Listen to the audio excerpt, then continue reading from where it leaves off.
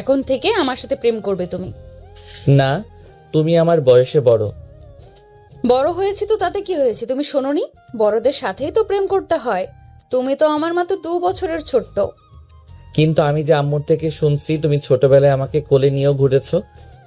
আরে ওসব মিথ্যা কথা, তোমাকে খেপানোর জন্য বলে। যাই হোক, তুমি যাও, আম্মু বাসায় নেই। শাশুড়ি নেই তো কি হয়েছে? তুমি আছো না, আমি তো তোমার কাছে আসছি তোমাকে দেখতে। তাহলে রুমের দরজা আটকে দিছো কেন? দরজা খোলা রেখেও তো আমাকে দেখতে পারো।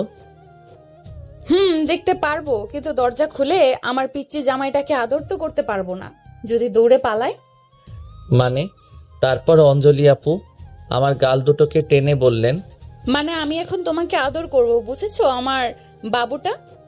এই বলে অঞ্জলি আপু আমার হাত থেকে ফোনটা কেড়ে নিয়ে আমাকে ধাক্কা দিয়ে বিছানায় ফেলে দেয়। তারপর আমার 2 হাত চেপে ধরে। আমি চিৎকার করে যেই ওকে গালি দিব তখনই অঞ্জলি আপু জোর করে আমার ঠোঁটের সাথে ওনার ঠোঁট চেপে ধরলেন। আমি শত চেষ্টা করেও নিজেকে এই মেয়ের থেকে ছাড়াতে পারছি না। প্রথমবার কারো নরম তুলতুলে ঠোঁটের স্পর্শ পাচ্ছি। বিরক্ত হলেও মনে মনে বেশ ভালোই লাগছে আমার। দীর্ঘ 3 মিনিট আমার ছোট্ট ঠোঁটের উপর অত্যাচার শেষ হলে আমার গালে, মুখে, নাকে, কপালে চুমো খেতে লাগলো। চলুন এর ফাঁকে আপনাদেরকে এদের পরিচয় করিয়ে দিই। আমাদের এই গল্পের নায়কের নাম আবির। পুরো নাম আবির মাহমুদ শান্ত। আবির সবেমাত্র পড়াশোনা শেষ করে 6 মাস যাবৎ চাকরির পেছনে ঘুরছে, কিন্তু কিছুতেই সে একটা চাকরি খুঁজে পাচ্ছে না। বাবা মার দ্বিতীয় সন্তান আবির। ওরা 2 ভাই বোন নেই, আবিরই ছোট। আবির ঢাকায় ওর ফ্যামিলি, ভাইয়া ভাবি আর বাবা মার একটা ফ্ল্যাটে থাকে। আবিরের ভাই সাগর বিবাহিত, তাদের একটা ছোট্ট মেয়েও আছে, নাম জান্নাত। আবিরের ভাইয়া সাগর একটি কোম্পানিতে জব করে, আর আবিরের আব্বু এখানকার একজন স্কুল টিচার। পড়াশোনা শেষ করে দীর্ঘ কয়েক মাস যাবৎ বাসায় বসে খাচ্ছে বলে আবির তার আব্বু আর ভাইয়ের কাছে একরকম মাথার বোঝা হয়ে গেছে। শুধুমাত্র আবির তার ভাবি আখি আর আম্মুর জন্যই এই বাসায় টিকে আছে। কোন রকম হাত খরচ চালানোর জন্য আবির গল্পের বই লিখে। গল্পের শুরুতে যাকে হলুদ পরি ডাকছিলাম সে হচ্ছে অঞ্জলি আপু, আমাদের বাসার বাড়িওয়ালি আন্টির একমাত্র আদরের মেয়ে। ছোট্টবেলা থেকে শুনে আসছি উনি আমাকে যেখানে সেখানে নিজের স্বামী বলে ডাকে, আমাকে জড়িয়ে ধরে চুমু খেতে বলে, সবার সামনে আমার হাত চেপে ধরে চিৎকার করে ওনাকে বউ বলে ডাকতে বলে। এতদিন থেকে এসব সহ্য করতে করতে আমার অভ্যাস হয়ে গেছে, তাই আর নতুন করে বিরক্ত হই না। আবির অঞ্জলির মুখ থেকে স্বামীর ডাক শুনতে শুনতে নিজের নামটাই ভুলে গেছে, তাই অঞ্জলির কোনো আচরণে আবির কোন রকম রিয়েক্ট করতে পারে না। একে তো ওদের বাসার বাড়িওয়ালির মেয়ে, তার উপর সবার আদরের, সুতরাং অভিযোগ করার কোনো সুযোগ নেই। আবির তার আম্মুকে অঞ্জলির নামে কোনো অভিযোগ করলেও তার আম্মু সেগুলো হেসে উড়িয়ে দিতে থাকে, একদম পাত্তাই দেয় না। যাই হোক, অনেক হলো, গল্পে ফিরে আসি। গন্ডিটা দীর্ঘ কয়েক মিনিট আমার ঠোঁট, মুখ আর আমার গালের উপর অত্যাচার করার পর আমার বুকের উপর শুয়েই আমার দিকে কেমন হা করে চেয়ে আছে। দুজনে এতটাই কাছাকাছি আছি যে অঞ্জলি আপুর নাকের গরম নিঃশ্বাস আমার একদম মুখে এসে পড়ছে। দেখতে বেশ ভালোই লাগছে। এলোমেলো চুল, কপালে ছোট্ট কালো টিপ, সেই সাথে চোখে কালো কাজল আর মুখে হালকা হলুদ বরণ। এই সৌন্দর্য যেন বলে প্রকাশ করা যাবে না। এই জন্যই কোন এক মহান কবি হয়তো বলেছিল যে নারীর মুখে হালকা বরণ মানে সে পর। অঞ্জলি আপু তার ব্যতিক্রম নয়। কি হলো, চোখ বন্ধ করলে কেন? চোখটা খোলো আর একটু দেখি তোমাকে। কেন এত দেখতে হবে? আমি কি বাঘ নাকি বানর? কোনোটাই না, তুমি হচ্ছে আমার জান, কলিজা, আমার পিচ্চি স্বামীটা। আমার শরীর দেখছো তুমি? এত বড় শরীরে আমাকে পিচ্চি বলছো? এর মধ্যেই মেন দরজায় কলিং বেলটা বেজে উঠল, আর আবির তাড়াতাড়ি করে অঞ্জলিকে ধাক্কা দিয়ে শরীরের উপর থেকে সরিয়ে ধপাস করে ফ্লোরে ফেলে দিল। মনে হয় কোমরে বেশ ব্যথা পেয়েছে অঞ্জলি।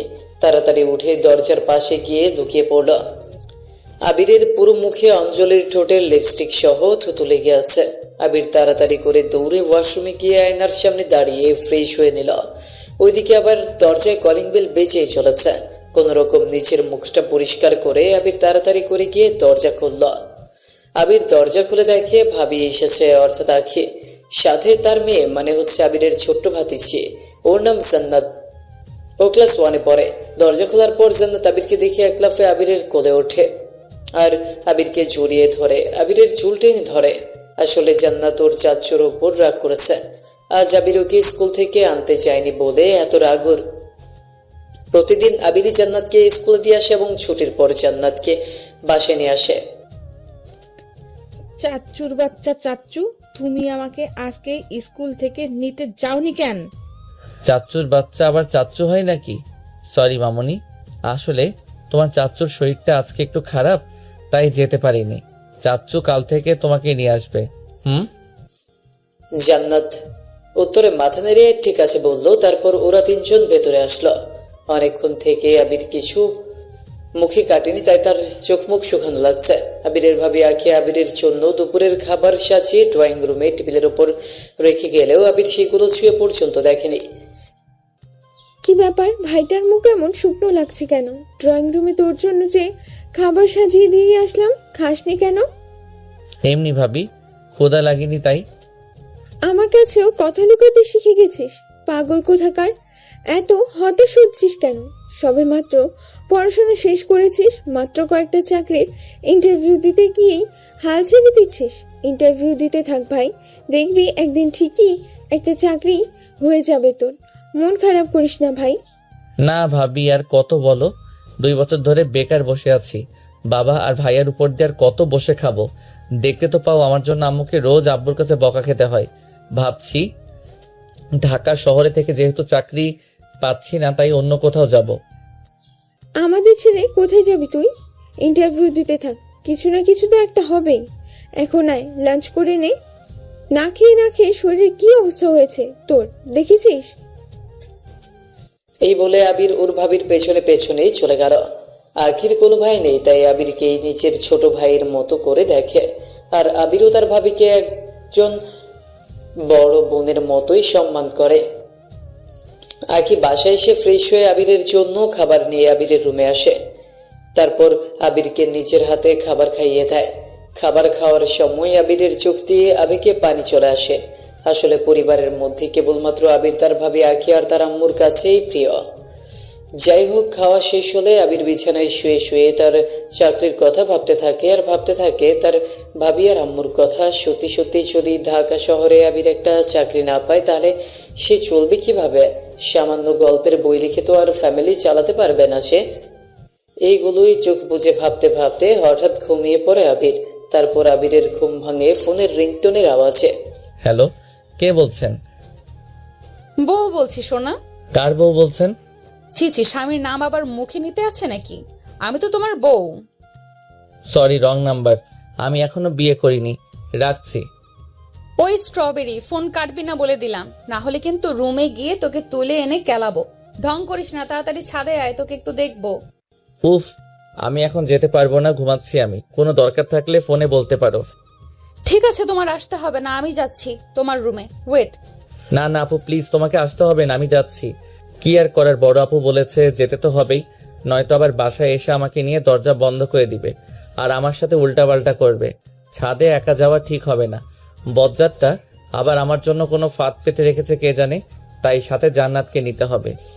মনে মনে এইসব কল্পনা করে বিছানা থেকে ওঠে বসলো আবির। তারপর ফ্রেশ হয়ে নিয়ে জান্নাতকে কোলে নিয়ে ওদের বাসায় ছাদে চলে আসলো। ছাদে তখন অনেকগুলো বাচ্চা একসাথে ছোঁয়াছুঁই, তার মধ্যে অঞ্জলিও একজন। সেও যেন শিশুদের সাথে নিজেকে মিশিয়ে ফেলেছে। সবাই পুরো বাসার ছাদে এলোমেলো ভাবে দৌড়াচ্ছে।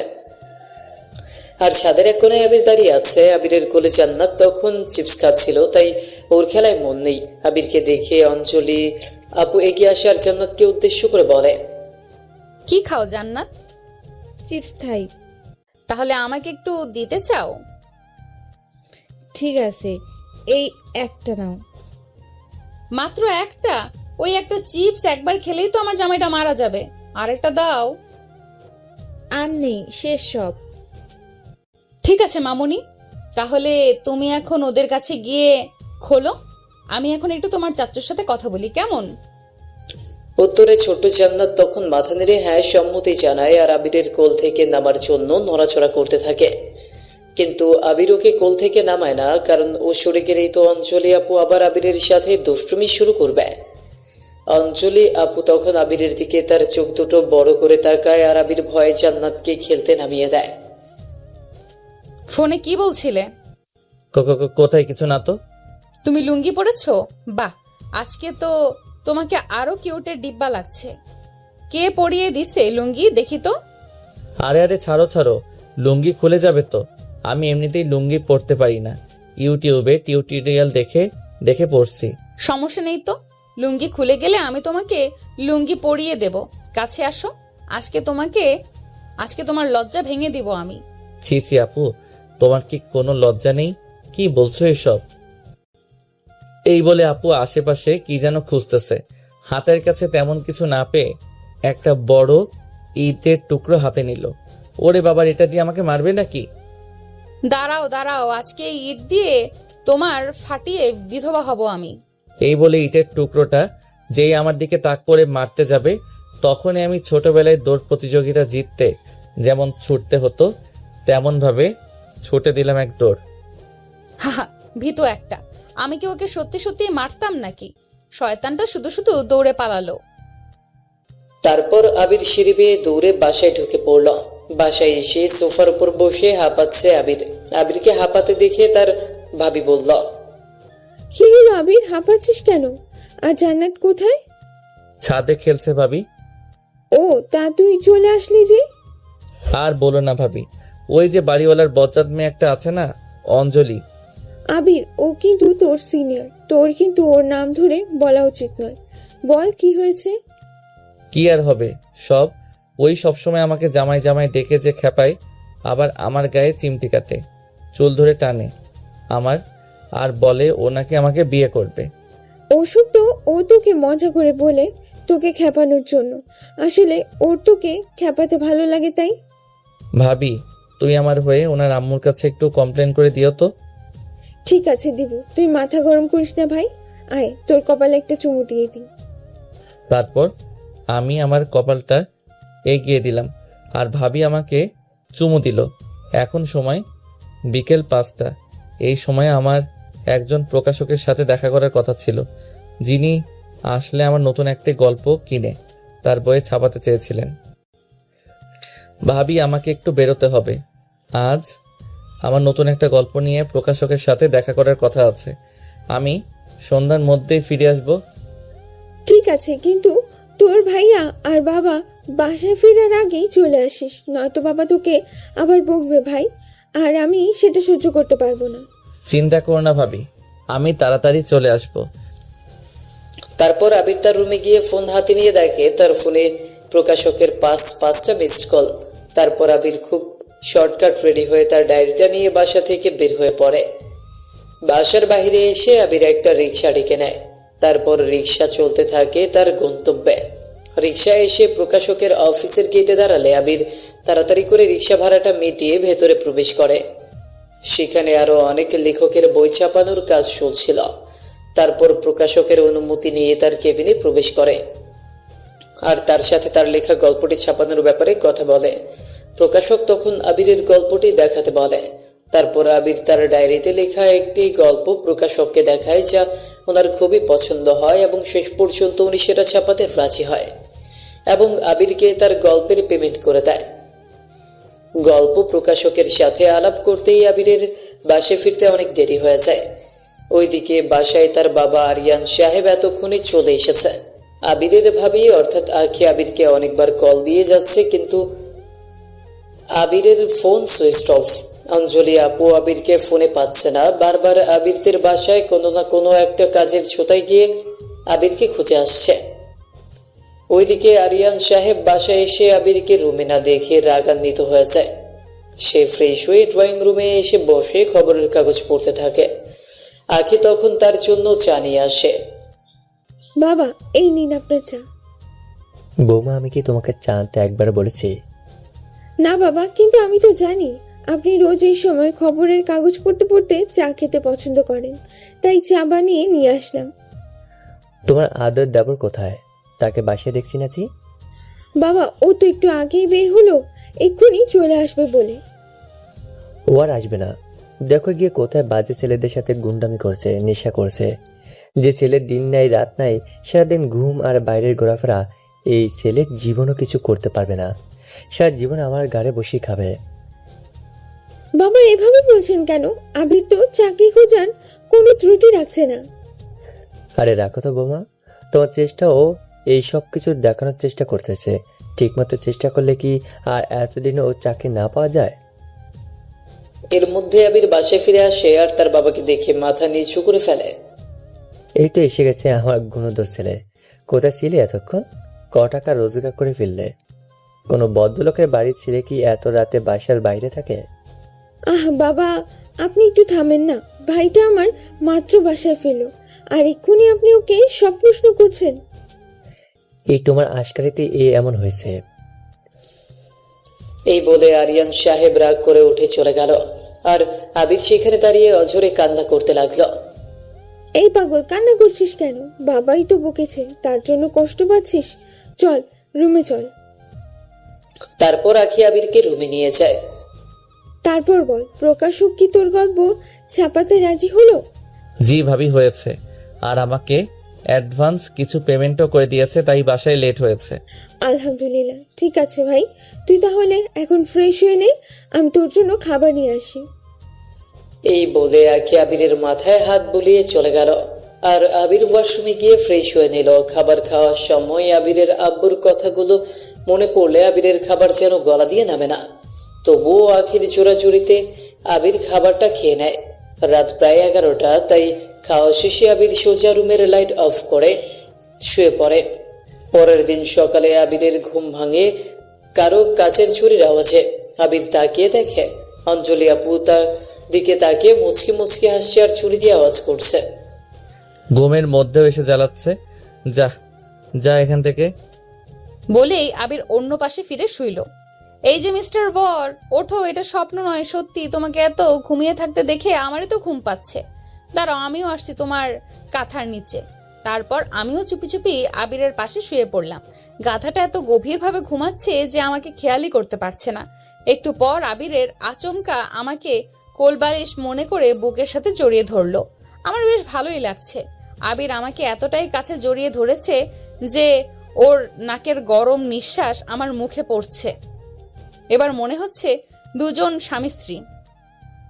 এই মুহূর্তটাকে আর একটু এগিয়ে নিয়ে যেতে ফোনটা বের করলাম। তারপর আমাদের একটা ছবি উঠিয়ে রাখলাম। ছবি উঠানোর সময় অঞ্জলি আপুর হাত থেকে হঠাৎ ফোনটা আবিরের মুখের উপর পড়লো আর সাথে সাথে আবিরের ঘুম ভেঙে গেল। আবির চোখ খুলে দেখে অঞ্জলি আপু তাকে আষ্টে পৃষ্ঠে জড়িয়ে ধরে আছে আর ঠোঁট বাঁকিয়ে মিটিমিটি হাসছে। এসব দেখে আবির যেন ভূত দেখার মতো চমকে উঠল। সেই সাথে সাথে অঞ্জলি আপুকে ধাক্কা দিয়ে তার থেকে নিজেকে ছাড়িয়ে নিল। কি হলো, ছাড়লে কেন? বেশ ভালোই তো লাগছিল তোমার জড়িয়ে ধরাতে। আর একটু ধরবে নাকি?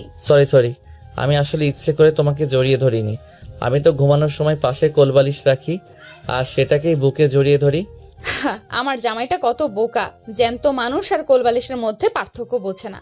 বাচ্চা একটা, সমস্যা নেই। বিয়ের পর আমাকেই জড়িয়ে ধরো। এখন একটা পাপ্পি দিয়ে দাও তো। কি হলো, কাঁদছো মনে হচ্ছে? তুমি এত সকাল সকাল নতুন বউদের মতো সেজেগুজে আমার পাশে এসে শুয়েছিলে কেন? বাবা জানতে পারলে তো আমাকে মেরেই ফেলবে। ভাববে আপনার সাথে আমি ছি। আর তার চেয়ে বড় কথা, ঘুমালে আমার লুঙ্গি খুলে যায়। হোয়াট? কি বলছো তুমি?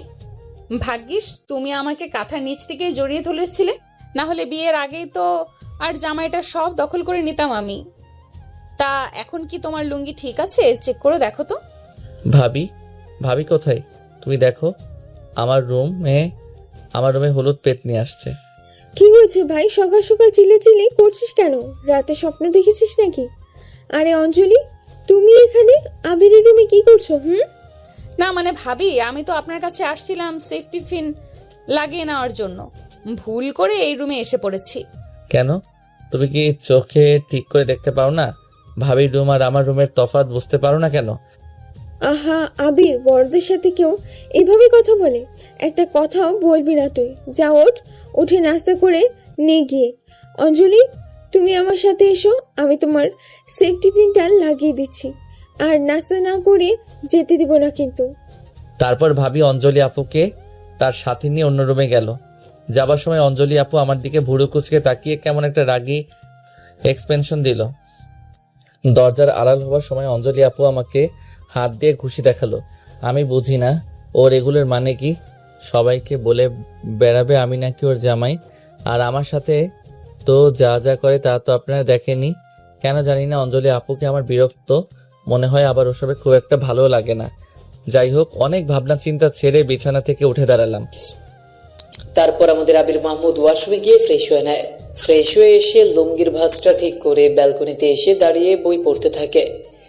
অনেক বেলা হচ্ছে। এতক্ষণে আবিরের বাবা আরিয়ান সাহেবও ঘুম থেকে উঠে পড়েছে।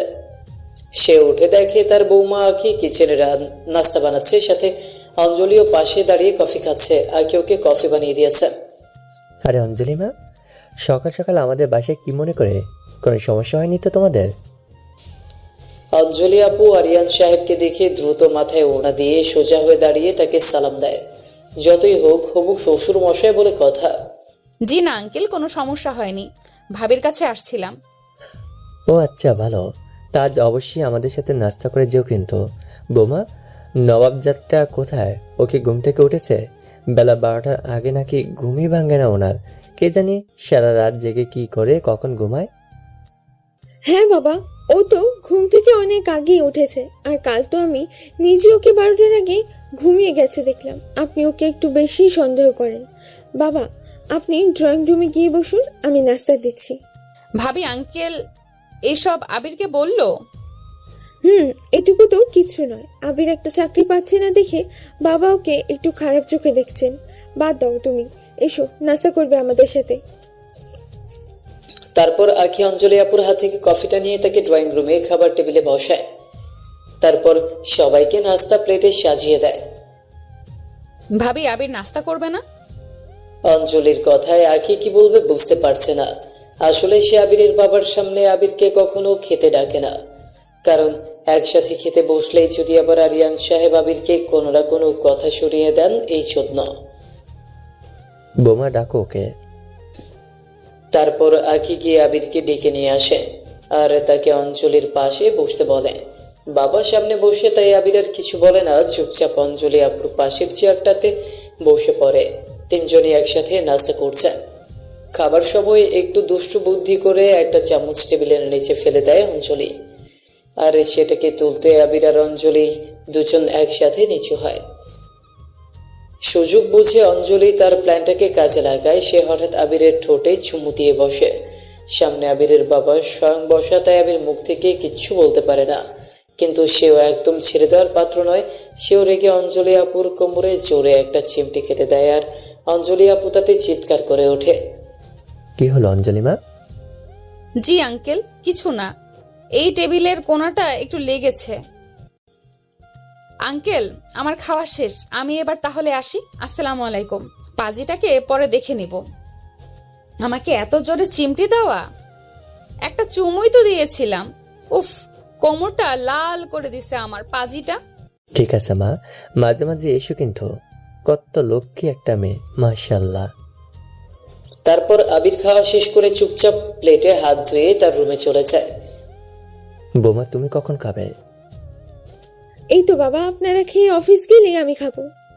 সে কি, এক্ষুনি খেয়ে নাও, পরে কাজ করো। আমার খাওয়া শেষ এখন, আর আমার কিছু লাগবে না। তুমি খেতে বসো। আর আমাদের স্কুলে আজ একটা অনুষ্ঠান আছে, আমার ফিরতে একটু লেট হবে। ঠিক আছে বাবা। এই বলে আরিয়ান সাহেব উঠে গেলেন। বেলা বাড়ার সাথে সাথে সবাই যে যার কাজে চলে গেলেন। একটু পর হঠাৎ অঞ্জলি আপুর আম্মু অর্থাৎ আবিরদের বাসার যিনি বাড়িওয়ালি, সে বাড়িওয়ালি আন্টি আসলেন। তিনি আবিরের রুমে আবিরকে ডাকতে ডাকতে প্রবেশ করলেন। আসসালামু আলাইকুম আন্টি, আপনি এখানে? আমাকে একটা কল করলে তো আমি আপনার কাছে চলে যেতাম। তারপর উত্তরে আন্টি বলেন তার শরীরটা আজ একটু খারাপ, তাই তার মেয়ে অঞ্জলিকে আজ সে কলেজে পৌঁছে দিতে পারবে না। এই জন্য সে অঞ্জলিকে কলেজে উঠতে এগিয়ে দিতে বলে, কেননা ঢাকা শহরের রাস্তা পথের যে অবস্থা, তার উপর আবার বড়লোক বাবার মেয়ে, বুঝতেই তো পারছেন।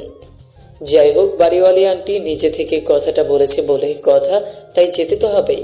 বড়দের কথা তো আর ফেলা যায় না। এই জন্য আবির আর কিছু না বলে অঞ্জলি আপুর সাথে যেতে রাজি হয়েছে। ঠিক আছে আন্টি, আপুকে রেডি হতে বলুন। আমি রেডি।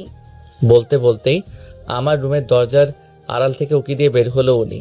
হয়তো সব নিজে থেকেই প্ল্যানিং করে এসেছে, শুধু আন্টি বলেছে বলে আমি যেতে রাজি হচ্ছি। তাছাড়া এই বজ্জাত মেয়ের সাথে কথা, আমি কোথাও যেতাম না। তারপর আবির ওয়ার্ড্রপ থেকে নতুন একটা টি শার্ট আর প্যান্ট বের করে অন্য রুমে গিয়ে রেডি হয়ে আসে। আর অঞ্জলি আর তার আম্মু আবিরের রুমের সোফায় বসে অপেক্ষা করে। একটু পর আবির ড্রেস চেঞ্জ করে চলে আসে। তারপর অঞ্জলি আপুকে সাথে নিয়ে বাসার বাইরে আসে। তারপর আবির দুটো রিক্সা ডাকে। আপু, তুমি এই রিক্সায় যাও, আমি অন্য রিক্সাটাই তোমার পেছন পেছন আসছি। তাহলে তো আমার একা যাওয়াই ভালো ছিল। চুপচাপ আমার পাশে এসে বসো। মামা আপনি যান, আমরা এক রিক্সাতেই যাব। না, আমি তোমার পাশে বসতে পারবো না। লোকে দেখলে কি বলবে? যা ইচ্ছা বলুক, তুমি আসবে কি না? আম্মু দেখো, আবির আমার সাথে যাবে না বলছে। আরে আরে ঠিক আছে মামা, আপনাকে যেতে হবে না। আপনি এই 20 টাকা রাখুন, আমরা একটা রিক্সাতেই যাব। এই তো লক্ষ্মী জামাই আমার, এসো এসো। কি আর করার। তারপর আবির অন্য রিক্সাটাকে বিদায় করে অঞ্জলির পাশে গিয়ে বসলো। একটু দূরত্ব বজায় রেখে আর কি। রিক্সা চলতে শুরু করলে অঞ্জলি আপু একটু একটু করে আবিরের দিকে এগোতে থাকে আর আবির একটু একটু করে সাইডে চাপতে থাকে। আরে আরে কি করছো? পড়ে যাবে তো রিক্সা থেকে, চেপে বসো। আমার হাত ধরো, ধরো বলছি। ওরে বাবারে, ধরছি। ধমক দেন কেন? গুড। এইভাবে বউয়ের সব কথা মেনে চলবে। আর এখন থেকে আমাকে বউ বলে ডাকবা। শুধু বাসায় সবার সামনে আপুটা চলবে, একান্তে বউ। ওকে? একবার শুধু বাসায় গেলে বাঁচি, না হলে এই মেয়ের থেকে আরো কি কি যে হুকুম শুনতে হবে তা আল্লাহই জানে। আমি চুপ করে আছি, কোনো কথা বলছি না। আমাকে চুপ থাকতে দেখে অঞ্জলি আপু আমার হাতে ছোট্ট করে একটা কামড় বসিয়ে দিলেন। কি বলেছি মাথায় ঢুকেছে? হ্যাঁ।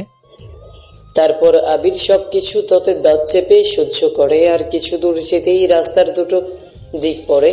বাম দিকের রাস্তাটায় কলেজ আর ডান দিকে মোড়। মামা ডান দিকে সোজা লেকের পাড়ে যান। কেন? লেকের পাড়ে গিয়ে কি বাদাম বেচবে নাকি? তোমার কলেজ তো বাম দিকে, তাহলে আমরা ডান দিকে যাব কেন? কারণ আজকে আমি তোমার সাথে সারাদিন ঘুরবো, থাকবো, প্রেম করব, তারপর বিকেলে বাসায় যাব। আর যদি তুমি পালানোর কথা ভাবো চান্দু, তাহলে তোমাকে আমি কি যে করব তা আমি নিজেও জানি না। সকালে আমার কোমরে চিমটি দিয়ে লাল করে দিছো, কিচ্ছু বলিনি। এবার কিন্তু তার প্রতিশোধ নিব। আর তুমি ভালো করে জানো আমি রাগলে কি অবস্থা করব নিজের। সে আবার জানি না। আমার সাথে তো পারবে না, উল্টো নিজেই নিজেকে কষ্ট দিবে। না খেয়ে থাকবে, কারোর সাথে কথা বলবে না, একা একাই বাচ্চাদের মতো কান্না করবে। আর ব্লেড দিয়ে নিজের হাত নিজেই কেটে রক্ত বের করবে, নয়তো দেয়ালের সাথে ফাইট করে নিজের রাগ মেটাবে। তারপর রিক্সায় এসে থামতেই ওরা দুজন একসাথে রিক্সা থেকে নেমে রিক্সা ভাড়া মিটিয়ে একটু ভেতরে পার্কের মতো পরিবেশে চলে আসে।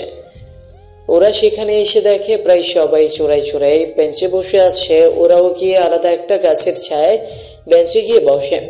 আপু, আমরা এখানে কেন এলাম? তোমার বয়ফ্রেন্ড দেখা করতে আসবে বুঝি?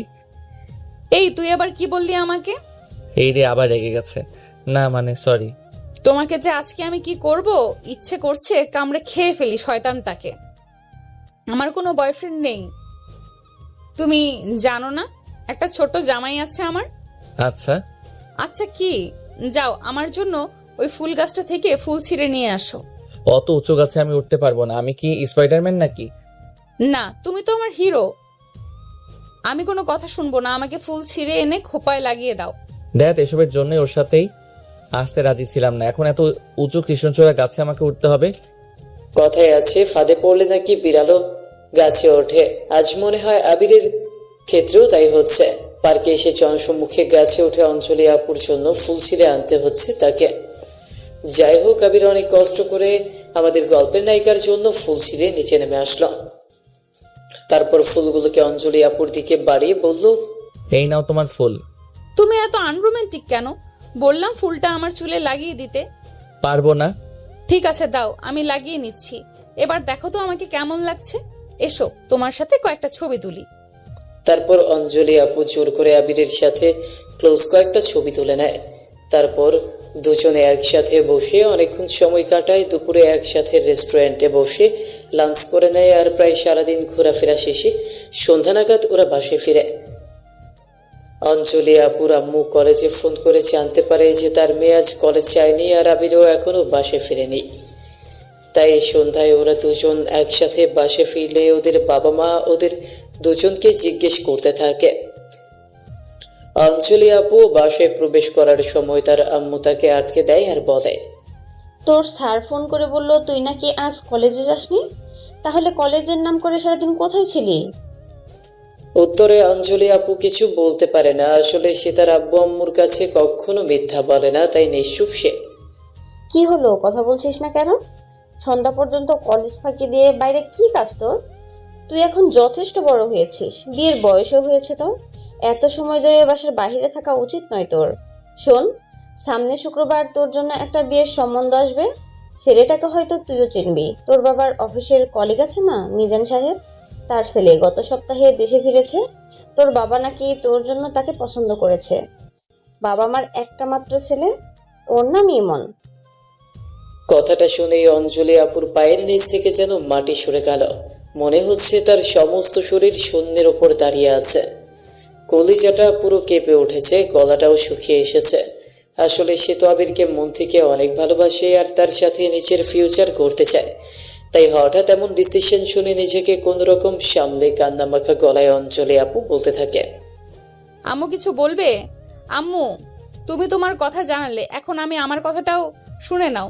তোমাদের পছন্দের ছেলেকে বিয়ে করা আমার পক্ষে সম্ভব নয়। আমি আবিরকে সত্যি সত্যিই ভালোবাসি, আর বিয়ে করলে আবিরকেই করব। বউ হলে ও ঘরেরই বউ হব। আর এই নিয়ে তোমরা আমার সাথে কোনো রকম জোর যদি করো তাহলে আমি সোজা সুইসাইড করব, কথাটা বলে দিলাম।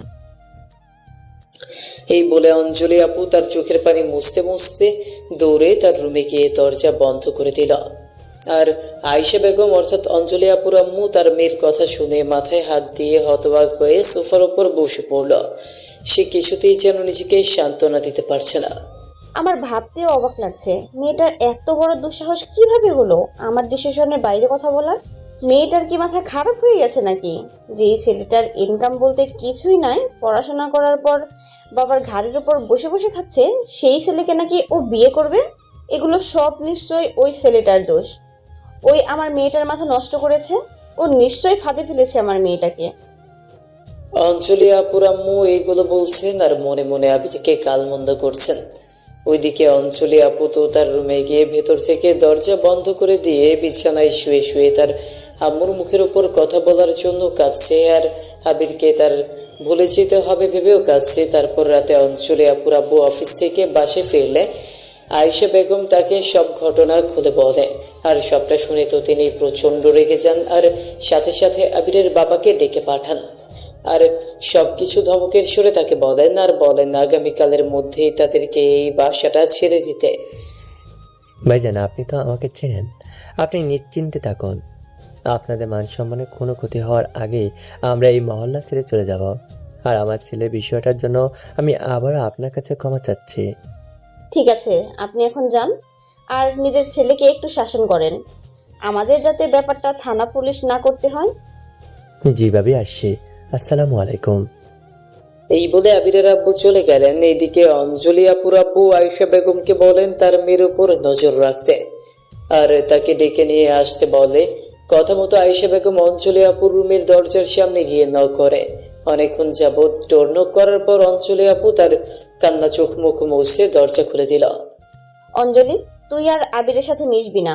এতদিন তোরা অনেক মেলামেশা করেছিস, আমি বা তোর বাবা কেউ কিচ্ছুটি বলিনি। আজ বলতে বাধ্য হলাম। তোর বাবা কালকের মধ্যে ওদেরকে বাসা খালি করে দিতে বলেছে। আমি এর মধ্যে আর কোনো ঝামেলা চাই না। কথাটা শুনে আমার কলিজাটা যেন আরো ছিঁড়ে যাচ্ছে। নিঃশ্বাস ভারী হয়ে আসছে, গলা শুকিয়ে কাঠ হয়ে যাচ্ছে। কোনো রকম টেবিলের উপর গ্লাসটা হাতে নিয়ে এক ঢোক পানি খেলাম। এই মুহূর্তে আমার কি করা উচিত কিচ্ছু বুঝতে পারছি না। আমাকে শান্ত হয়ে কিছু একটা ভাবতে হবে, না হলে যে আমি আবিরকে চিরতরের জন্য হারাবো। আবিরকে হারালে আমি বাঁচবো না। আবিরই আমার সব। পুরো দুনিয়া একদিকে হলেও আমার আবির একদিকে। যে করেই হোক আমার বিয়েটা আটকাতে হবে। আয়েশা বেগম তার কথাগুলো বলে চলে যেতেই অঞ্জলি আপু হাউমাউ করে কেঁদে উঠলেন। এদিকে এখন রাত 9:30। আরিয়ান সাহেব বাসায় গিয়ে রাগে ফুঁসতে থাকেন আর তার বৌমা আখিকে বলেন, বৌমা আবিরকে ডেকে নিয়ে এসো। কি হয়েছে বাবা, আপনাকে এত অস্থির দেখাচ্ছে কেন? বৌমা যেটা বললাম সেটা করো, আমাদের সময় বেশি নেই। তারপর বাবার কথা মতো আমি আবিরের রুমের দিকে গেলাম। গিয়ে দেখি আবির ডায়েরিতে তার গল্প লিখছে। আবির নিচে চল, বাবা তোকে ডাকছে। তারপর আবির তার ডায়েরি লেখা বন্ধ করে তার ভাবির পেছন পেছন আসে আর মনে মনে ভাবে হঠাৎ এই সময় তার বাবা তাকে কেন ডাকছে। এমনি সময় তো খুব একটা দরকার না হলে আবিরের বাবা আবিরের সাথে কথা বলেন না। আবির আরিয়ান সাহেবের সামনে এসে দাঁড়াতেই আরিয়ান সাহেব জোরে আবিরের গালে একটা থাপ্পড় বসিয়ে দেয়। আর দ্বিতীয়বার যখন আবিরের গায়ে হাত তুলতে যাবে তখন আখি আবিরের সামনে গিয়ে দাঁড়ায় আর বলে, বাবা ওকে মারছেন কেন, কি হয়েছে? বৌমা তুমি জানো ও কি করেছে? ওকে জিজ্ঞেস করো কোন সাহসে ও বাড়িওয়ালার মেয়েকে নিয়ে চেঁচেছি। আমার বলতো ঘৃণা হচ্ছে। ওর জন্য আজ আমাকে অঞ্জলি বাবার কাছে অপমানিত হতে হলো। জিজ্ঞেস করো অঞ্জলির সাথে কি সম্পর্ক ওর। বাবা আপনি একটু শান্ত হন, আমি আবিরকে খুব করে চিনি, ও আমাদের মান সম্মান হারাতে দিবে না কখনো। আর মান সম্মান কাল সকালে যখন এই বাড়িটা ছেড়ে রাস্তায় গিয়ে থাকতে হবে তখন বুঝবে। বাবা বাড়ি কেন ছাড়তে হবে? এই কুলাঙ্গার ছেলের জন্য অঞ্জলি বাবা আমাকে চাপ চাপ জানিয়ে দিছে আগামীকালের মধ্যে আমাদের বাসাটা খালি করে দিতে। ওর জন্য আমাকে আর কত লোকের কাছে নত হতে হবে কে জানে। রাত থাকতে সবকিছু গুছিয়ে নাও, কালকের মধ্যে আমাদের ঘাট ধরে এই বাড়ি থেকে বের করে দেওয়ার আগেই বাড়িটা আমাদের ছাড়তে হবে। আর এইসব হচ্ছে এই বদমাশের জন্য। বাবা আমি চুপ, তোর ওই মুখে আর আমাকে বাবা ডাকবি না। এই বলে আরিয়ান সাহেব রাগে হনহন করে ভেতরে চলে গেল আর আবির সেখানে দাঁড়িয়ে দাঁড়িয়ে নীরবে চোখের পানি ফেলতে লাগলো। আবির শান্ত হ, বাবা একটু রেগে আছে, তার কথায় কষ্ট পাস না। আমার এখন এসব অভ্যাস হয়ে গেছে ভাবি, এই বাড়িতে তুমি একমাত্র যে বুঝতে পারো। তারপর আখি আবিরের গালে লক্ষ্য করে দেখে থাপ্পড়টা বেশ জোরেই লেগেছে। আবিরের ফর্সা গালে পুরো আঙ্গুলের ছাপ স্পষ্ট বোঝা যাচ্ছে। আখি আবিরের কাছে গিয়ে আবিরের গালে হাত রেখে নিজেই কান্না করে বলে, ভাই থাপ্পড়টা তোর খুব লেগেছে তাই না? একদম না ভাবি, তবে বাবার কথাগুলো হৃদয়ে যা লেগেছে তার কাছে থাপ্পড় অতি সামান্য। তুমি কেন কান্না করছো ভাবি? তুমি একদম কাঁদবে না, তাহলে কিন্তু আমি আরো বেশি কষ্ট পাবো। কোথায়, আর কাছি না রে পাগল, চল আমি তোর গালে বরফ লাগিয়ে দিই। লাগবে না ভাবি, আমার তেমন কিচ্ছু হয়নি। এর মধ্যে তখন আবার আবিরের বাবা আখিকে তার রুম থেকে ডেকে পাঠায়। তুই যা শুয়ে পড়, আমি দেখছি বাবা কি বলে। তারপর আখি আবিরের চোখের পানি মুছে দেয় আর আবিরকে তার রুমে পাঠিয়ে দেয়। আবির রুমে এসে বিছানায় শুয়ে শুয়ে তার বাবার বলা কথাগুলোতে আবার কষ্ট পেতে থাকে আর আজ হঠাৎ কি ঘটে গেল সেসব ভাবতে থাকে। আমি তো অঞ্জলি আপুকে কোথাও জোর করিনি, বরং উল্টো উনি তো আমাকে সবসময় জোর করে। আমি তো ওনাকে কখনো কোনো বাজে প্রস্তাব দেইনি, তাহলে তারপর কেন উনি বাবাকে আমার নামে উল্টাপাল্টা বললেন? শুধু একটা চাকরি নেই বলে বাবার কাছে কত মান অপমানিত হতে হয়। আসলে এই শহরে একজন বেকার ছেলেই বুঝতে পারে যে বাস্তবতা কতটা কঠিন। বেকার ছেলেদের কোনো গার্লফ্রেন্ড থাকে না কোনো শখের জিনিস। মাঝে মধ্যে তো নিজের ফ্যামিলির লোকও সেই বেকার ছেলেটির শত্রু হয়ে দাঁড়ায় কেবলমাত্র টাকার জন্য। এইগুলো ভাবতে ভাবতে হঠাৎ ক্লান্ত মস্তিষ্কে জ্ঞান হারিয়ে ঘুমিয়ে পড়ে আবির। ওইদিকে অঞ্জলি আপু কান্নায় পাগল প্রায় অবস্থা। যতই হোক দীর্ঘদিনের একতরফা না বলা ভালোবাসা বলে কথা, সহজে কি কেউ আর কাউকে হারাতে চায়? এইভাবেই রাত গভীর হয়ে ভোরের আলো ফুটতে থাকে। এখনো বাসার লোকজন কারো ঘুম ভাঙেনি। তখন অঞ্জলি আপু চুপি চুপি বাসার মেইন দরজা খুলে ওপরে আবিরের বাসায় গিয়ে নক করে। এই সময় সাধারণত আখি ফজরের নামাজ আদায় করতে ওঠে। সে অঞ্জলিকে এত ভোরে দরজায় নক করতে দেখে অবাক হয়ে যায়। আখি দরজা খুলতেই অঞ্জলি আপু জোরে আখিকে জড়িয়ে ধরে কান্না করে দেয়। আসলে আখি আর অঞ্জলি আপুর সম্পর্কটা অনেকটাই ফ্রেন্ডলি, তাই অঞ্জলির মোটামুটি সবকিছুই জানে আখি। ভাবি আমি তোমার পায়ে পড়ি ভাবি, প্লিজ একবার আমাকে আবিরের সাথে দেখা করিয়ে দাও। আমি শুধু ওর সাথে একটু কথা বলে আমার মনটাকে শান্ত করতে চাই ভাবি, আমি আর পারছি না। বাবা কোনো এক ছেলের সাথে আমার বিয়ে ঠিক করেছে। আমি আবিরকে ছাড়া কিভাবে অন্য কাউকে বিয়ে করব ভাবি? আমি যে ওকে না দেখলে কলিজাটা ফেটেই মারা যাব ভাবি। চুপ, কি বলো এগুলো আবোল তাবোল? যাও, আবিরের রুমের দরজা খোলা আছে, বেশিক্ষণ লেট করো না যেন। বলতেই অঞ্জলি কান্নায় ফুপাতে ফুপাতে আবিরের রুমের দিকে যাচ্ছে। গিয়ে দেখে রুমের দরজাটা খোলা, ভেতরে অল্প আলোর ড্রিম লাইট জ্বলছে, তাতে স্পষ্ট দেখা যাচ্ছে আবির রুমেই আছে। বিছানার উপর হয়ে একটা বালিশ ঝাপটে ধরে কেমন শুয়ে আছে। অঞ্জলি আপু চুপচাপ আবিরের পাশে গিয়ে বসে আবিরের চুলে হাত বুলিয়ে দিতে লাগলো। হঠাৎ কারো স্পর্শ পেয়ে আবির ঘুম থেকে জেগে উঠল। আবির আস্তে আস্তে চোখ খুলে দেখে অঞ্জলি আপু তার পাশে বসে আছে। আপনি এত ভোরে আমার রুমে আবার কি সর্বনাশ করতে এসেছেন? আপনি মানে?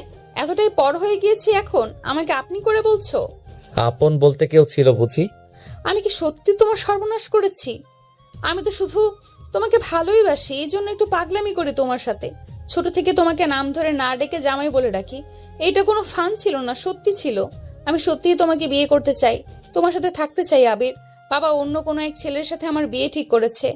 আমার এই বিয়েতে কোনো মত নেই। তুমি প্লিজ আমাকে তোমার সাথে দূরে কোথাও নিয়ে চলো, না হলে আমি যে বাঁচবো না। একমাত্র তুমি ছাড়া কোনো ছেলেকে পাশে ভাবলেই ভয়ে আমার নিঃশ্বাস আটকে আসে। সত্যি যদি আমাকে ভালোবাসতেন তাহলে বাবার কাছে আর আমার নামে উল্টাপাল্টা কিছু বলতেন না। আবির বিশ্বাস করো, আমি তোমার বাবাকে তোমার নামে কিচ্ছু বলিনি। থাক, আর মিথ্যা বলতে হবে না। আচ্ছা, আমি কি আপনাকে কখনো জোর করেছিলাম? উল্টো আপনি তো আমার সাথে উল্টাপাল্টা জেদ করেন কি? আমি তোমার সাথে অনেক জেদ করি, অনেক রাগ দেখাই, অনেক পাগলামো করি, বিভিন্ন নামে তোমাকে ডাকি। তাতে কি তুমি কখনো বিরক্ত হয়েছো? না। এটাকে ভালোবাসা বলে আবির? তুমি প্লিজ আমাকে তোমার সাথে কোথাও নিয়ে চলো। কোথায় নিয়ে যাব? শুনলাম তোমরা নাকি বাসাটা ছেড়ে দিচ্ছ। হ্যাঁ, আপনার বাবা আজকের মধ্যে আমাদেরকে বাসাটা খালি করে দিতে বলছে। এক রাতের মধ্যে হঠাৎ তোমরা কোথায় উঠবে? আমি তোমাদেরকে যেতে দেব না। বাবা রাখতে চায় না আর তার মেয়ে ছাড়তে চায় না। তুমি আমাকে নিজের সাথে নিয়ে চলো। আপু, আমার মনে হয় আপনার মাথা খারাপ হয়ে গেছে। আপনার ডাক্তার দেখানো উচিত। আপনার বাবার এত বিশাল বাড়ি গাড়ি সম্পত্তি ছেড়ে আমার মতো একজন বেকার ছেলেকে নিয়ে স্বপ্ন দেখছেন। আমার মাথা ঠিকই আছে, তুমি শুধু নিয়ে চলো আমাকে। যত টাকা লাগে আমি দেব। আমার বাবা আমার নামে ব্যাংকে 9 কোটি টাকা মজুত রেখেছে। সারা জীবন বসে খেতে পারবো আমরা। আবেগ থেকে বেরিয়ে বাস্তবে আসুন ম্যাডাম। জীবনটা আসলে যতটা সহজ বলে মনে করছেন ততটা সহজ নয়। জীবনটা অনেক কঠিন। আমি আপনার যোগ্য কখনোই না। এর চেয়ে বরং আপনি সব ভুলে গিয়ে আপনার বাবা মার পছন্দ করা ছেলেকেই বিয়ে করে নিন। এটাই কি তাহলে তোমার শেষ কথা? ঠিক আছে, তুমি তোমার কথা বলে দিয়েছো। তুমি তো আমাকে ভালোবাসো না, বাসবেই বা কেন? সারাক্ষণ শুধু অকারণেই বিরক্ত করে এসেছি তোমাকে, শুধু শুধু অধিকার দেখিয়েছি। ক্ষমা করে দিও আমাকে। আমি খুব শীঘ্রই তোমার থেকে অনেক দূরে চলে যাব, অনেক দূরে। এই পৃথিবী ছেড়েই চলে যাব আমি, কেননা বেঁচে থাকলে তোমার মায়া আর স্মৃতিগুলো আমাকে ভালো থাকতে দিবে না। শেষ দেখা দেখতে এসো আমাকে। আমি চিঠি লিখে বলে যাব, তুমি আমাকে দেখতে না আসা অবধি আমার লাশ যেন কেউ দাফন না করে। কথাগুলো বলেই কান্না করতে করতে দৌড়ে রুম থেকে বেরিয়ে গেল অঞ্জলি। কেন জানি না, আমার মনে হলো কথাগুলো বলতে ওর খুব কষ্ট হচ্ছিল। নিঃশ্বাস আটকে আটকে যাচ্ছিল। ওর লাশ দেখতে যাব মানে কি বলে গেল এটা? কথাটা শুনে আমার বুকটা যেন ব্যথায় ফেটে যাচ্ছে। সত্যি সত্যি ও আবার কিছু করে বসবে না তো? এমন পরিস্থিতিতে আমি বা কি করতে পারি? না না, আমার ওর প্রতি দুর্বল হলে চলবে না। ও হচ্ছে বড়লোক বাবার একমাত্র আদরের মেয়ে, আর আমি সামান্য একজন মধ্যবিত্ত পরিবারের ছেলে। বামন হয়ে চাঁদে হাত দেওয়া অসম্ভব। আবির এইগুলো ভাবতে ভাবতে তার ভাবি আঁকি তার রুমে আসে। এসে দেখে আবির বালিশে হেলান দিয়ে বসে আছে। ভাবি, আসলে চুপ, আমি সব জানি। দরজার উপাস থেকে সব শুনেছি। আরে এটাই তো প্রেমে পড়ার বয়স। তুই যতই মুখে অস্বীকার করিস না কেন, মনে মনে তুইও অঞ্জলিকে ভালোবাসিস। একটা ছেলে আর মেয়ে দীর্ঘদিন ধরে একে অপরের সাথে থাকলে এগুলো অটোমেটিক্যালি হয়ে যায়। আমি বলি কি, তুই অঞ্জলির কথা মেনে নেই। তুই ওকে নিয়ে তোর নান্নুর বাসায় চলে যা, পরে যা হবার হবে। না ভাবি, এটা হয় না। আমি অঞ্জলি আপুর যোগ্য না, আর বাবা ভাইয়ের মান সম্মানে আঘাত করে আমি কখনোই এরকম করব না। কিন্তু অঞ্জলি যা বলে গেল তা যদি সত্যি করে ফেলে তাহলে কি হবে? কিছু হবে না ভাবি, ও আবেগের বশে এসব বলছে। আমরা চলে গেলে সবকিছু ঠিক হয়ে যাবে। সবকিছু ঠিক হয়ে গেলেই ভালো। তুই তাহলে এখন উঠে ফ্রেশ হয়ে আয়। আমি তোর জন্য নাস্তা বানিয়ে দিচ্ছি। আজ অনেক কাজ আছে। বিকেলের মধ্যেই ট্রাক চলে আসবে আমাদের সব মালামাল নিয়ে যাওয়ার জন্য। আপাতত আমরা পাশের মহল্লার ছোট্ট একটা বিল্ডিংয়ে উঠবো, পরে আবার বড় বাসা খুঁজে নিব। ওইদিকে অঞ্জলি আপুদের বাসায় এতক্ষণে সবাই উঠে গেছে। আয়েশা বেগম ঘুম থেকে উঠে তার মেয়েকে রুমে না দেখে খোঁজাখুঁজি করতে থাকেন। শেষমেশ বাসার মেন দরজা দিয়ে অঞ্জলি আপু বাসার ভেতর প্রবেশ করলে আয়েশা বেগম বলে, দাঁড়াও, এত ভোরে কোথায় গিয়েছিলে তুমি? জাহান্নামে। তোমার সাহস দেখে অবাক হচ্ছি আমি অঞ্জলি। তুমি কি ওই বদমাশ ছেলের জন্য সব ভুলে গিয়েছো? আমি যে তোমার মা, মার সাথে এভাবে কথা বলে কেউ? তোমার আজ থেকে বাসার বাইরে যাওয়া বন্ধ। যাও, রুমে যাও এক্ষুনি। আমাকে আর রাগিও না। দাঁড়াও, তোমার বাবা ঘুম থেকে উঠলে সব বলছি আমি। তারপর অঞ্জলি আপু নিশ্চুপভাবে কিছু না বলে তার রুমে চলে গেল। এদিকে বেলা বাড়ার সাথে সাথে আবিরদের বাসায় আসবাবপত্র সব কিছু গুছিয়ে নেওয়ার হইচই বাড়ছে। বোমা, সবকিছু দেখে শুনে গুছিয়ে নাও। আমি পিক আপ বুকিং করে দিয়েছি। বিকেলের মধ্যেই পিক আপ চলে আসবে। আর ওই ছেলেটাকে বলে দিও নতুন বাসায় গিয়ে নতুন আরেকটা কেলেঙ্কারি বাঁধাতে। বাবা, আপনি চিন্তা করবেন না, আমি সব দেখে শুনে নিচ্ছি। আপনি শুধু শুধু আবিরকে দোষারোপ করবেন না। তা কোথায় সে? এখনো ঘুম ভাঙেনি নাকি নবাব জাতের? আবির, আবির, জি বাবা। হাত গুটিয়ে বসে না থেকে এখানে আকির সাথে কাজ করলে তো পারো। বোমা সেই সকাল থেকে একা হাতে সব করছে, আর তুমি মেহমান হয়ে বসে আছো। তখন আবিরের ভাবি আঁখি বুদ্ধি করে বলল, বাবা, আমি ওকে ঘরে ফ্যানগুলো খুলতে পাঠিয়েছিলাম। তারপর আরিয়ান সাহেব আবিরের দিকে চোখ রাঙিয়ে তার রুমে চলে আসলো। ধীরে ধীরে সময় অতিক্রম হতে থাকলো। দুপুরের পর তাদের মালামাল সব নিতে বাসার নিচে পিক আপ চলে আসলো। তারপর ধীরে ধীরে আবিরদের বাসার সব মালামাল গাড়িতে তোলা হলো। দূর থেকে ব্যালকনিতে দাঁড়িয়ে দাঁড়িয়ে সব দেখছিল অঞ্জলি। ভাবছিল এই বুঝি আবির তার হাত ধরে সাহস করে কিছু একটা বলবে। সব মালামাল গাড়িতে উঠে গেলে বাসা থেকে বের হয়ে এক নজরে বাসাটাকে একবার দেখে নিলাম। দীর্ঘ 10 বছর ধরে কত স্মৃতি না জড়িয়ে আছে এই বাসাটা জুড়ে। বিকেল হলেই বাসার ছাদের সেই হই হট্টগোল, খেলাধুলা, আনন্দ, সিঁড়ি বেয়ে অঞ্জলি আপুর সাথে কত দৌড়াদৌড়ি, সব কেমন নীরবাজ। ভাবতেই চোখের কোণ বেয়ে পানি ঝরে পড়ল। দূর থেকে দেখছি অঞ্জলি আপু এলোমেলো চুলে তার রুমের বেলকনিতে দাঁড়িয়ে এক পলকে সব দেখছে। এর মধ্যে হঠাৎ কেউ আমার কাঁধে হাত রাখলো। পেছনে তাকিয়ে দেখি ভাবি। আবির, গাড়িতে উঠ, আমি বাসার চাবিটা আন্টিকে দিয়ে আসছি। তারপর আবিরকে গাড়িতে ড্রাইভারের পাশে বসে আর আঁখি বাসার চাবিটা আয়েশা বেগমের হাতে দিয়ে সেও এসে গাড়িতে ওঠে। এরপর গাড়ি ছেড়ে দেয়। দূর থেকে সব দেখে অঞ্জলি আপু জ্ঞান হারিয়ে ফ্লোরে পড়ে যায়। সকাল গড়িয়ে বিকেল হয়ে গেল, তবুও অঞ্জলির খাবার দাবারের কোনো খেয়াল নেই। তাই আয়েশা বেগম অঞ্জলি আপুকে ডাকতে তার রুমে চাই গিয়ে দেখে অঞ্জলি আপু সেন্সলেস হয়ে মেঝেতে পড়ে আছে। আয়েশা বেগম তখন তাড়াতাড়ি করে গ্লাসে করে জল নিয়ে এসে তার মেয়ের চোখে মুখে ছিটিয়ে দেয়। তারপর অঞ্জলি আপুর জ্ঞান ফিরতেই সে আবারও কেঁদে ওঠে। অঞ্জলি মা, তুই ঠিক আছিস? কি হলো, কথা বলছিস না কেন? তুই কি ওই ছেলের জন্য কান্না করে করেই তোর চোখ দুটোর 12টা বাজাবি নাকি? কি আছে ওই ছেলেটার মধ্যে যা ইমনের মধ্যে নেই? এবার একটু শান্ত হ মা। সকাল থেকে কিচ্ছু খাসনি। তুই এভাবে না খেয়ে থাকলে তো শরীর খারাপ করে বসবে তোর। সামনে তোর বিয়ে, এখন অসুস্থ হওয়া চলবে না। আয়েশা বেগম এগুলো বলে তার মেয়েকে সান্ত্বনা দিতে থাকে আর বোঝাতে থাকে। এদিকে সন্ধ্যা হওয়ার সাথে সাথে আবিররা তাদের কাঙ্ক্ষিত নতুন বাসার সামনে চলে আসে এবং ধীরে ধীরে পিক আপ থেকে তাদের মালামাল নামিয়ে ভেতরে নিতে থাকে। সব কিছু আবার ঠিকঠাক করে গুছিয়ে নিতে নিতে রাত প্রায় 11টা বেজে যায়। এরপর সবাই ক্লান্ত শরীরে বাইরে থেকে খাবার অর্ডার করে নিয়ে এসে খাবার খেয়ে যে যার রুমে শুয়ে যায়। আবিরও আবিরের নতুন রুমে বালিশে মাথা দিয়ে শুয়ে আছে।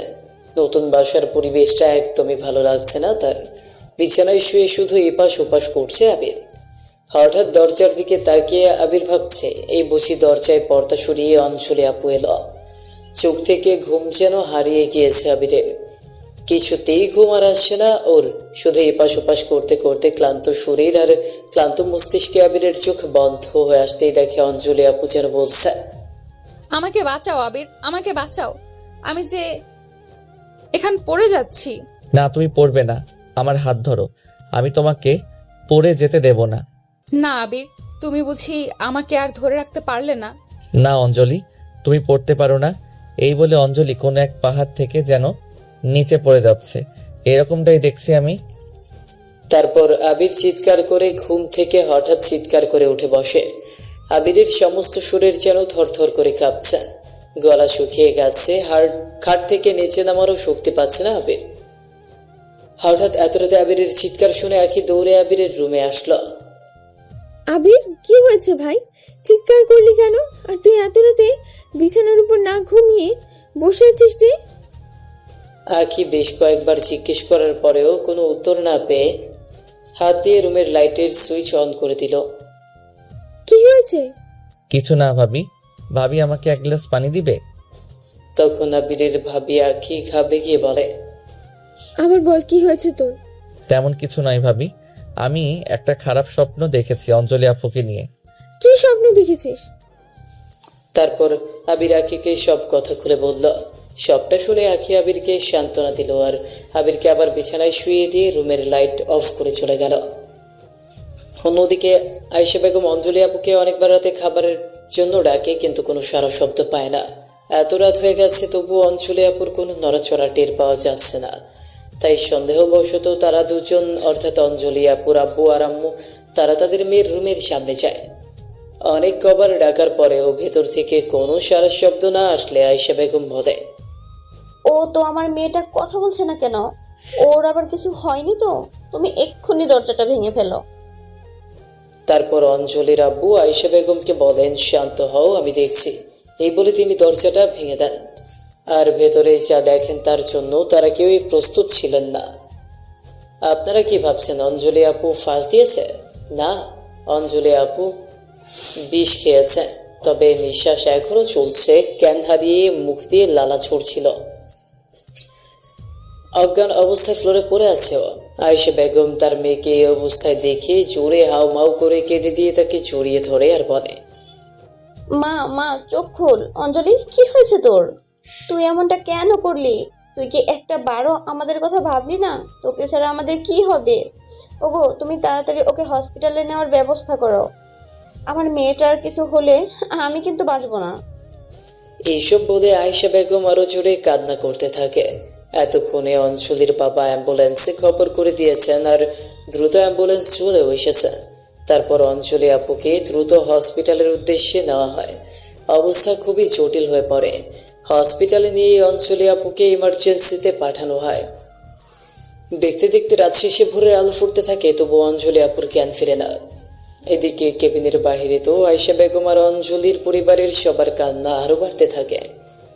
এর মধ্যে একজন ডক্টর অঞ্জলি আপুর কেবিন থেকে বেরিয়ে আসলে আয়েশা বেগম বলে, ডক্টর ডক্টর, আমার মেয়েকে জ্ঞান ফিরেছে।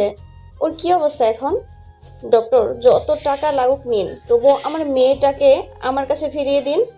তখন উত্তরে ডাক্তার বলে, দেখুন এখন পর্যন্ত কিছু বলা যাচ্ছে না, তবে আমাদের তরফ থেকে যথেষ্ট চেষ্টা চলছে। ভাগ্যিস আপনারা রোগীকে সময় মতো নিয়ে এসেছেন, নয়তো এতক্ষণে কিছু একটা হয়ে যেতে পারতো। এখন পর্যন্ত রোগীর জ্ঞান ফিরেনি, আপনারা আল্লাহকে ডাকুন। এভাবেই 12 ঘন্টা কাটার পর কিছুক্ষণের জন্য অঞ্জলি আপুর জ্ঞান ফিরে আর সে চোখ বন্ধ করে বলে, আবির, আমাকে ছেড়ে যেও না আবির, আমি তোমাকে ছাড়া বাঁচবো না আবির। আবির। ডক্টর, আমাদের মেয়ে এখন কেমন আছে? আমরা কি ওর সাথে দেখা করতে পারবো? না, আপনারা এখন রোগীর সাথে দেখা করতে পারবেন না, তবে রোগী আগের চেয়ে একটু সুস্থ। কিছুক্ষণ আগে চোখ বন্ধ করে আবির নামে কাউকে কিছু একটা বলেছিল। আচ্ছা, আবিরকে? একটা বদমাশ ছেলে, যার জন্য আমার মেয়েটা আজ মরতে বসেছে। দেখুন, এই মুহূর্তে রোগীর মানসিক অবস্থার অবগতির জন্য রোগী যার নাম করছেন তাকে দরকার, তাহলে রোগীর মানসিক পরিবর্তন আসবে, দ্রুত জ্ঞান ফিরবে রোগী। আর আগামী 24 ঘন্টার মধ্যে তা না হলে আমাদের কিছু করা থাকবে না। কথাটা শুনেই সবার হৃদয় কেঁপে ওঠে। আর আয়েশা বেগম তার স্বামীকে নরম সুরে বলেন, অঞ্জলির বাবা, তুমি যেখান থেকেই পারো আবিরদের বাসার ঠিকানা জোগাড় করো। এই মুহূর্তে আমার মেয়েকে বাঁচাতে হলে আর বিকল্প কোনো পথ নেই। সৃষ্টিকর্তা তো মানুষের জন্মের পূর্বেই তার জীবনসঙ্গী নির্ধারণ করে দিয়েছে। আমরা তো তার বিরোধিতা করতে পারবো না। হয়তো আবিরের জন্ম আমার মেয়ের জন্যই হয়েছে। তুমি যাও, এক্ষুনি ওদের বাসা খোঁজার ব্যবস্থা করো। দরকার হয় আমরা ওদের বাসায় গিয়ে ওদের কাছে ক্ষমা চেয়ে নেব। তারপর অঞ্জলি আপুর বাবা পুরোদমে লোক লাগিয়ে দেয় আবিরদের খোঁজার জন্য। ঘন্টা খানিকের মধ্যেই ওদের খোঁজ পেয়ে যায়। মহল্লার সবচেয়ে প্রভাবশালী লোক বলে কথা। যাই হোক, আবিরদের বাসার খোঁজ পাবার সঙ্গে সঙ্গে অঞ্জলি আপুর বাবা এবং আয়েশা বেগম দ্রুত সেখানে পৌঁছে যায়। এখন সময় বিকেল 4টা। আরিয়ান সাহেবও সবেমাত্র স্কুল থেকে ফিরেছেন। আয়েশা বেগম আবিরদের বাসায় দরজায় গিয়ে নক করতেই আঁকি এসে দরজা খুলে দেয়। দরজা খুলে সামনে তাকাতেই আঁকি হতবাক হয়েছে। আসসালামু আলাইকুম আঙ্কেল আন্টি, আপনারা আমাদের এখানে কি মনে করে? সব বলবো মা, আগে ভেতরে চলো। আমাদের অনেক বড় সর্বনাশ হয়ে গেছে। জি জি, ভেতরে আসুন আন্টি আপনারা। তারপর আঁকি ওনাদেরকে সম্মানের সহিত বাসার ভেতরে এনে ড্রয়িং রুমে বসান আর তাদের খাবার ব্যবস্থা করেন। আন্টি কি খাবেন বলুন? আমি কিছু খাবো না মা, তুমি একটু তোমার শ্বশুর মশাইকে ডেকে দাও। আবির কি বাসায় আছে? জি আন্টি আছে, আমি ওদেরকে ডেকে দিচ্ছি। তারপর আঁকি গিয়ে আবির আর আরিয়ান সাহেবকে ডেকে আনেন। আবির ওনাদেরকে সালাম দিয়ে পাশে দাঁড়ান। ভাই ভাবি, আপনারা আমাদের অবস্থা দেখতেলেন বুঝি? আপনি আর আমাদের লজ্জা দিবেন না। আসলে আমাদের মেয়ে আবিরের জন্য বিষ পান করেছে। কি বলছেন ভাবি? অঞ্জলি মা? হ্যাঁ, আমি ঠিকই বলছি। ও এখনো হসপিটালে ভর্তি। ওর অবস্থা খুবই খারাপ। আসলে ও যে আবিরের প্রতি এতটা সিরিয়াস তা আমরা বুঝতে পারিনি। তারপর আয়েশা বেগম সব ঘটনা ওনাদেরকে খুলে বলেন। সবটা শুনে আবির যেন আর দাঁড়িয়ে থাকতে পারছে না। সমস্ত শরীরের শক্তি হারিয়ে ফেলেছে সে। আন্টি অঞ্জলি এখন কেমন আছে? ডক্টর বলেছে এখনো কিছু বলা যাচ্ছে না, কিন্তু ওর একটু জ্ঞান আসতেই নাকি ও আবিরের নাম করেছে। আবির বাবা, তুমি প্লিজ আমার মেয়েটাকে বাঁচাও। আর যা হয়েছে ভুলে যাও। আমাদের ভুলের জন্য আমরা সত্যি অনুতপ্ত। আমরা তোমার সাথে অঞ্জলি মার বিয়ে দেব। ও তোমার কাছেই ভালো থাকবে। আবিরে নিশ্চুপ। ভাইজান, আমরা আবিরকে আমাদের মেয়ের জামাই হিসেবে মানতে রাজি আছি। আপনি কি বলেন?